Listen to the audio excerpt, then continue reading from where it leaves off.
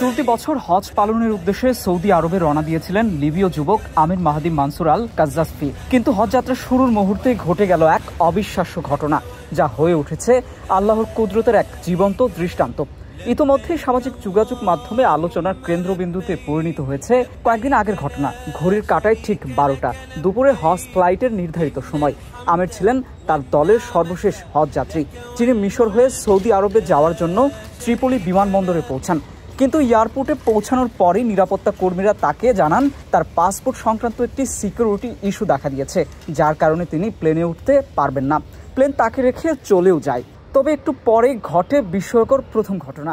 এয়ারপোর্টে ঘোষণা এলো প্লেনটি যান্ত্রিক ত্রুটি দেখা দিয়েছে, যার কারণে ফিরে আসছে।